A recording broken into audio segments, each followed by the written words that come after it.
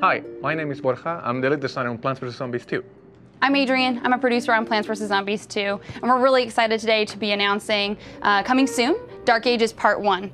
At E3, we're going to be demoing Dark Ages Part 1 to the press, and we really wanted to give you the E3 press experience. So let's get started. Let's start out by talking about the map. Our artists have really outdone themselves by reimagining the medieval theme with the nighttime background. As we scroll over, you can see some of the prizes you can get, and Gargantua at night 10. Let's jump right into a new level.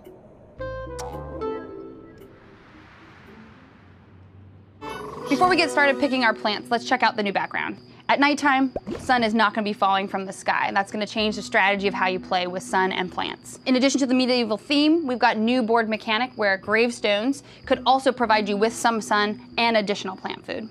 So you can see on the right the new zombies that we have for Dark Ages Part 1. I'm going to pick some of the old favorites like Pea Shooter, Gravebuster, and scroll down to these brand new plants that we have for Dark Ages Part 1.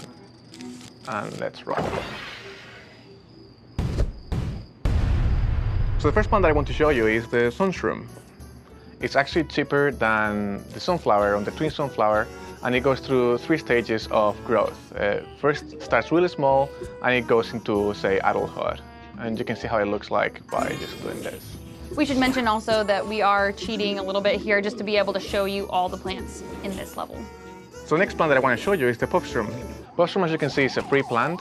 It costs nothing to plant it, and it will have a very fast cooldown, meaning you can really put out a lot of Puffshrooms out there really fast. This is another way to actually battle the fact that you don't have as much sun as you used to. Also, another quality about the Puffshroom is that over time, you can see this guy sort of fading a little bit. That means the Puffshroom actually has a small timer, and at the end of it, it will actually disappear.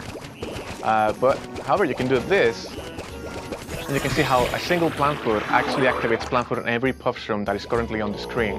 And not only that, but it also resets the timer on every Puffshroom so that they can keep on the screen for longer. The Fumeshroom is imagine the Pea Shooter of Dark Ages. It's one of your basic plants, actually costs some sun to plant, but it does have more damage than the Puffshroom. So for tougher zombies, you're going to have some of these guys on the screen to help you out. As you can see, some of the brand new zombies have started to come out. We've got a new peasant zombie, buckethead, conehead, and a new imp that you've seen so far. So as you can see now, all of my Sunshrooms are actually fully grown. This means they're actually giving me pieces of sun that are worth 75 pieces of sun. And you see next time that one of them pops one, they're huge, like that one. As you can see, my Puffshrooms are also fading very quickly. And there you go. If you don't actually plant food anymore, they will eventually disappear. So this guy coming up here is the Jester. He's one of the wackiest zombies that we've ever added to the game. And you really have to be very careful with what you shoot at him because, as you can see, he'll start spinning around, pick it up, and throw it back at your plants. So this is where your Fumeshroom comes in really handy because he kind of battles these fumes that he's shooting at him. He's getting too close.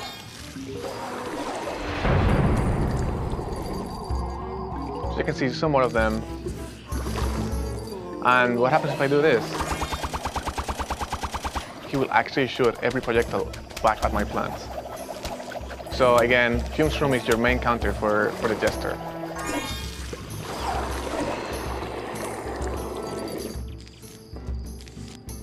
Here's another one of our new zombies. This is the Knight. He's actually not very special other than he can really take a lot of damage. So he's just gonna keep walking forward. You're gonna have to throw a lot of things at this guy to make him stop. And he's one of the biggest threats in Dark Ages because he's really hard to stop.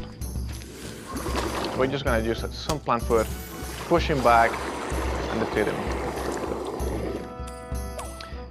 And this brings me to Sunbeam. Sunbeam is a plant that will help you actually produce more sun, unlike any other way that you've ever done before. By having the zombie actually eat that sunbeam, you turn him into some sort of sun source that every time you damage will give you some sun, which is really helpful for your more expensive plants. So I like to use the sunbeam on zombies that are really tough. You can see how much sun I get out of this.